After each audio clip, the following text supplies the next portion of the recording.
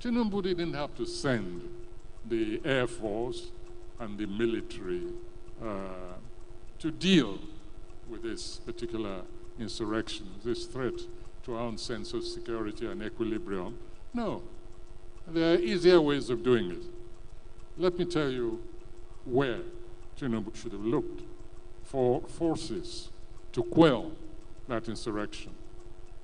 Right here in Lagos, right here. Or in Abuja, perhaps, I don't know. But there was no need to call the military or the Air Force. I'll tell you what happened. On one of my home visits, this about 2 months ago, I was coming out of a hotel and I saw what looked like a film set. And I said, oh, they're shooting a film. That was on the grounds of this hotel. And a young man detached himself from the actors, came over and greeted me, very polite, very nice young man. And I said, are you shooting somebody? I said, I'm just joking. Are you shooting a film? He said, no. And I looked around. There was nearly a whole battalion occupying that, the grounds of that hotel, in Ikoyi, right here. So I got back in my car and I asked the driver who that young man was. And he told me. And I saw this SWAT team, a mixture.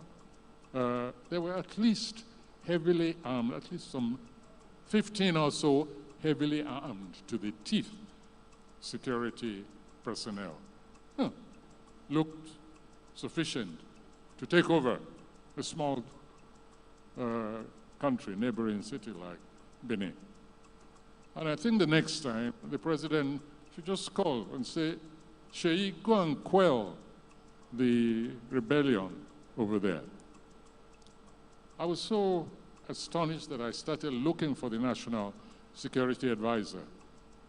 I said, track him down for me.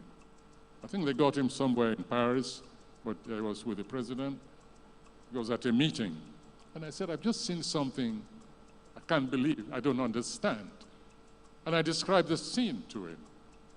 I said, do you mean that a child of the head of state goes around with an army for his protection or whatever? I couldn't believe it.